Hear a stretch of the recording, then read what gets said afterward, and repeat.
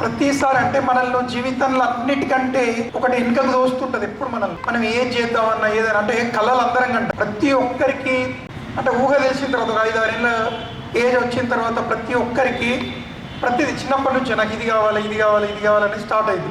So ఒక certain age వచ్చి ప్రపంచం అర్థమయ్యేసరికి నేను ఇది సాధించాలి అంటే ఎవరిని చూసినా మనం అట్లయితే బాగుంటుంది అనిపిస్తుంది కదా, ఎవరిని చూసినా అనిపిస్తుంది ఇంకా మంచి పొజిషన్ పోవాలి, మనం ఇంకా ఏదో చేయాలి, ఏదో సాధించాలనేది ప్రతి ఒక్కరికి ఉంటుంది. కానీ దానికి తగ్గట్టు లక్ష్యాలు అంటే మనకు తగ్గట్టు లక్ష్యాలను నిర్ణయించుకోవడం. సో దాని ఎదురు మరి అనుకుంటాం కానీ అవుతాయా అన్ని అయితాయా ఎన్ని ఏది కాదు, ఒక్కటి కూడా కాదు. మనం పొద్దున్న లేచి అనుకునే సాయంత్రం వరకు ఒక్కటి కూడా కాదు అయితే ఉద్యోగాలు ఇస్తూ ఇంతమందికి ఆదర్శంగా నిలిచింది. కాబట్టి ఈ రోజు మీ లైఫ్ టర్నింగ్ కావాలి. మేడం చెప్తే నేను ఎక్కువ మాట్లాడాను ఎందుకంటే ఇక్కడే ఉంటాను, ఎప్పుడంటే అప్పుడు వస్తూనే ఉంటాను, నేను మాట్లాడుతూనే ఉంటాను మీతో.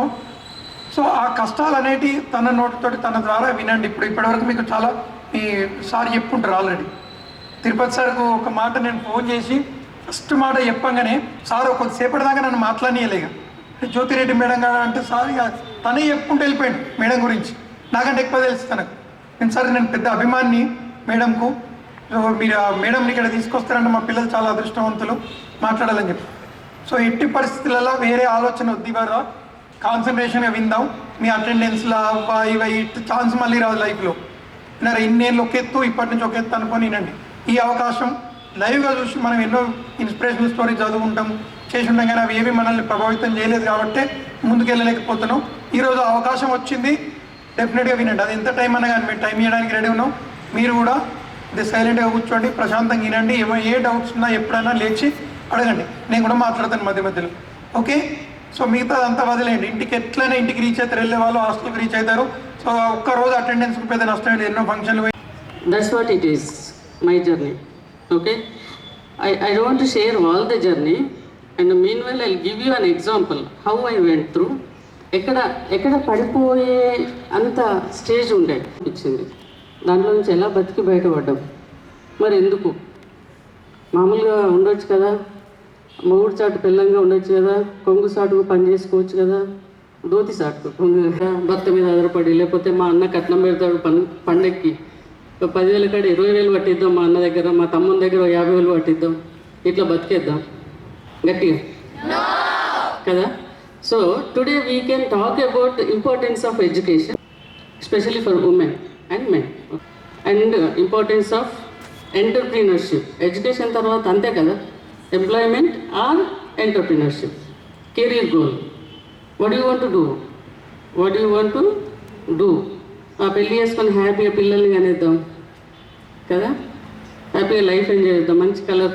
మేము 5 పిల్లలం, నాన్న వెంకటరెడ్డి గారు, అమ్మ సరస్వతి, 2 లేరు ఇప్పుడు. చాలా పేదరికం అంటే ఆ 22 గుంటల్లో 5 పిల్లలు అమ్మ నాన్న బతకాలి. ఐ స్టిల్ రిమెంబర్ మా ఇల్లు ఒకటే రూమ్ ఊర్లో, ఆ ఒక్క రూమ్లో చాప వేసుకొని వరుసగా అందరం పడుకునేది, నాకు అంతవరకు గుర్తుండింది.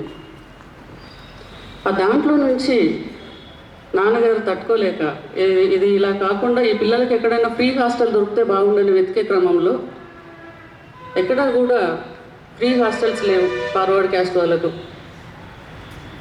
దానివల్ల బాగా బాధతో తిరిగి వచ్చేటప్పుడు నాన్నగారి ఫ్రెండ్ ఒకసారు, నాన్న వెంటనే వెళ్ళి అక్కడ కనుక్కొని మరి నా బిడ్డలిద్దరికీ అమ్మలేదు అని అబద్ధం చెప్పి నన్ను నా చెల్లెల్ని 2 లక్ష్మిని హాస్టల్లో జాయిన్ చేశారు. అదే రెడ్డి కాలనీలో బాలసదనం హన్మకొండ. నా ఏజ్ అప్పుడు 9 ఏళ్ళు, మా చెల్లెకి 6 ఏళ్ళు, 6+. కానీ చెల్లెకి నచ్చలే అక్కడ, ఆమె సిక్ అయిపోయింది. 3 monthsలో టైఫాయిడ్ ఏదో వచ్చింది, చెల్లె వెళ్ళిపోయింది. ఆమె 5th క్లాస్తోనే ఎండ్ చేసింది ఎడ్యుకేషన్. నేను నాన్నంటే నాకు భయం, నాన్నంటే నాకు గౌరవం. నేను ఇంటికి వెళ్తే నాన్న ఏమన్నా కొడతాడేమో, లేదా నన్ను మళ్ళీ ఇంట్లోకి రాణిస్తాడో లేదో అనే భయంతో నేను అక్కడే ఉండిపోయిన హాస్టల్లో. 5th క్లాస్ నుంచి 10th క్లాస్ వరకు అదే హాస్టల్లో. ఐ రిమెంబర్ మేమంతా ఇట్లనే కూర్చునేది, 60 మంది ఆడపిల్లలు, అందులో ఇట్లనే మ్యాట్ వేసుకునేది, వరుసగా పడుకునేది, ఇటు 30 మంది ఇటు 30 మంది ఒకటే గదిలో. We used to have 2 bathrooms. అప్పుడు ట్యాప్స్ లేవు, బోరింగ్ కొట్టుకొని నీళ్ళు తెచ్చుకోవాలి, లేదా బాసేటప్పుడు పరిగెత్తుకొని చెట్టు నీళ్ళ కొద్దిసేపు నిలబడి మళ్ళీ కొద్దిసేపు పరిగెత్తి మళ్ళీ చెట్టు నీళ్ళకి నిలబడి అట్లా నడిచిపోయాను. School bag was a very big dream for me that which is not possible. నేను 10th క్లాస్ అయిపోయేదాకా స్కూల్ బ్యాగ్ ఉంటే బాగుండే, ఎందుకంటే ఇంత బుక్స్ పట్టుకొని నడవలేక ఓపిక లేక. That was a life I went through. So what? పేదరికం శాపం కాదు. నేను ఖచ్చితంగా చెప్తా ఈ విషయం. పేదరికం అనేది మనకు ఒక ఆపర్చునిటీ ఇస్తుంది కష్టపడటానికి. ఒక ధనవంతుడు ఎదిగితే పెద్దగా పేరు రాదు, పేదవాడు ఎదిగితేనే పేరు వస్తుంది, గర్వంగా ఉంటుంది కదా. So we have to challenge the poverty. దానికి ఏం కావాలి మనకు? ఎడ్యుకేషన్ కావాలి. Education can change the lives. Education give you everything. So importance of education మనకు తెలియాలి. నేను 10th క్లాస్ తర్వాత హాస్టల్ తర్వాత 16 ఇయర్స్కి నాకు పెళ్ళింది. మా అమ్మ వాళ్ళ అన్న కొడుకు మేనబావ. సో మ్యారేజ్ 16 అయిపోతే ఇంకంతే కదా, లైఫ్ క్లోజ్ కదా. పెళ్ళి తర్వాత వాళ్ళది కూడా వ్యవసాయం కుటుంబం. మా హస్బెండ్ది శాంపేట మైలారం. అక్కడ కూడా పెద్ద కుటుంబం, ఉమ్మడి కుటుంబం, చాలని జీవితం. అక్కడ కూడా ఎంత కష్టంగా ఉండేదంటే పెళ్ళైతే ఓహో అన్న. అక్కడ రాత్రిపడి చెప్పడానికి ఒక టీచర్ కోసం వెతుకుతున్నాను.